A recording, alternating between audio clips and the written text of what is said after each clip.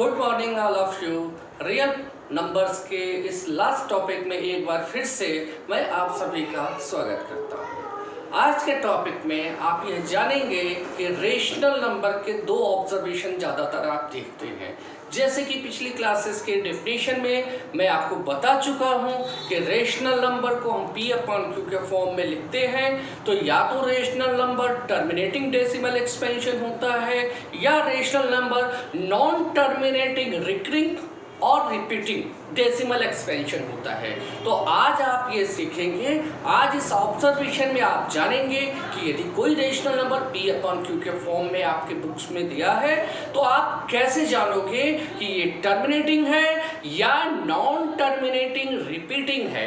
तो आप पहले ध्यान से देखिए ऑब्जर्वेशन क्या है। A rational number whose simplest form is P/Q where Q is not equal to 0, P and Q are integers। ये तो डेफिनेशन हो गई, लेकिन यहाँ पे सिंपलेस्ट फॉर्म लिखा है। जहाँ मैं पहले के क्लासेस में को प्राइम बताता था, बजाय को प्राइम लिखने के मैंने यहाँ पहले लिख दिया है कि वो सिंपलेस्ट फॉर्म में है। इसका मतलब जब भी कोई क्वेश्चन आए तो पहले चीज़ आप ये देखेंगे कि ये सिंपलेस्ट फॉर्म में है या नहीं, यानी न्यूमरेटर और डिनोमिनेटर का को प्राइम 1 है या नहीं, तब जाके हम उसको चेक करेंगे।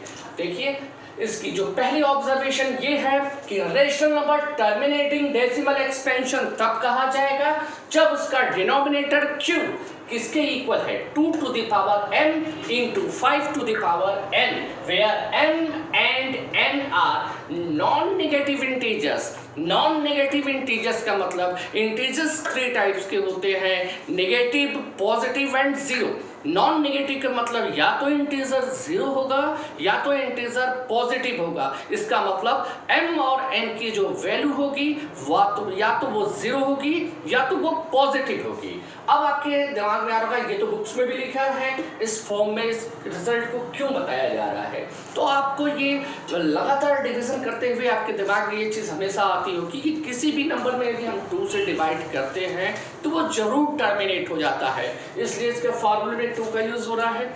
उसी तरह किसी नंबर में यदि किसी भी नंबर में हम 5 का डिवाइड करें तो भी वो जरूर टर्मिनेट हो जाता है, इसलिए इसमें 2 और 5 है।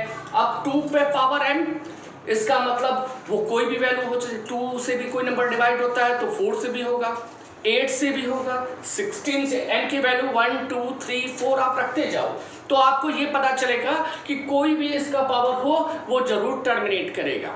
उसी तरह से हम किसी भी नंबर में 5 से डिवाइड करें, 25 से डिवाइड करें, 125 से डिवाइड करें, 625 से डिवाइड करें, ये नंबर हम क्यों बोल रहे हैं, n के जगह 1 2 3 4 ये रखते हैं तो ये वैल्यूज आती है।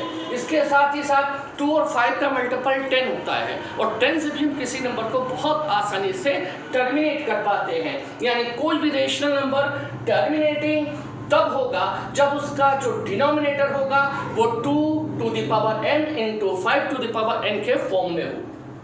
एक क्वेश्चन और आपके दिमाग में आएगा, क्या हम m और n की वैल्यू में से कोई भी एक 0 रख सकते हैं? दोनों तो नहीं। n की वैल्यू यदि हम 0 रखते हैं, केवल n की वैल्यू 0 रखते हैं तो इसका मतलब 2 to the power 0 का मतलब 1, और 1 होने का मतलब केवल डिवाइड 5 या 5 के आपके क्यूब, स्क्वायर, 4th रूट इस तरह से डिवाइड हो रहा है। यदि n इज इक्वल टू आप 0 रखते हैं तो डिवाइड 2 या 2 के पावर्स में हो रहा है। नंबर को टर्मिनेट होने के लिए उसका डिनोमिनेटर 2 into 5 के फॉर्म में होना चाहिए। ठीक इसका दूसरा केस है, यदि वो नॉन टर्मिनेटिंग रिपीटिंग डेसिमल है तो उसका जो डिनोमिनेटर है वो 2 to the power n into 5 to the power n के फॉर्म में नहीं होगा। अब यदि 2 और 5 के साथ कोई और भी नंबर, कोई और प्राइम फैक्टर आ जाए, 7 आ जाए, 11 आ जाए, 13 आ जाए, तो वो किस में आ जाएगा, नॉन टर्मिनेटिंग रिपीटिंग में आ जाएगा। क्योंकि बताया है सिर्फ इसी फॉर्म में होगा तो टर्मिनेटिंग होगा, इस फॉर्म में नहीं है तो यानी नहीं होगा। अब हम आगे एग्जाम्पल के बेसिस पे देखेंगे कि कोई भी जो रेशनल नंबर है वो टर्मिनेटिंग है या नॉन टर्मिनेटिंग रिपीटिंग है। अभी जो ऑब्जर्वेशन आप देखे हैं, अब किन तरह के क्वेश्चन को आप उस ऑब्जर्वेशन का कैसे यूज करेंगे इस एग्जांपल से देखिए। विदाउट एक्चुअल डिवीजन, आपको डिवाइड नहीं करना है। ये नहीं कि क्वेश्चन आया आप डिवाइड करके देखने लगे कि टर्मिनेटिंग है या नॉन टर्मिनेटिंग।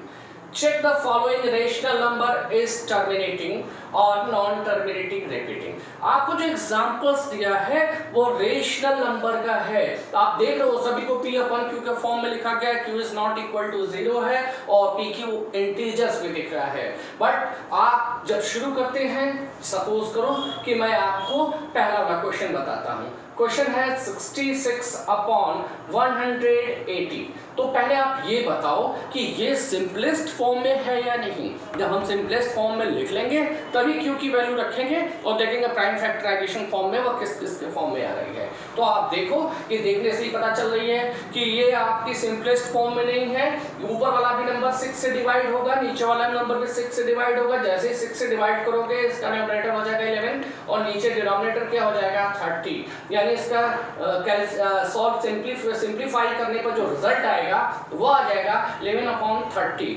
अब आप इसमें देख रहे हो ऊपर वाला नंबर प्राइम हो गया। अब एक नंबर कोई भी प्राइम नंबर हो जाए तो दूसरा चाहे कुछ भी रहे वो सिंपलेस्ट फॉर्म में हो जाता है। तो अब यहाँ पे q की वैल्यू क्या है 30 है।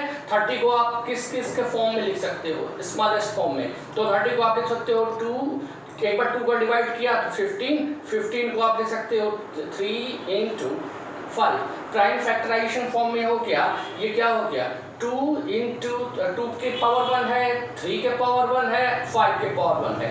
और अभी आपको थ्योरम में हमने क्या बताया था, यहाँ q is equal to 2 to the power m into 5 to the power n।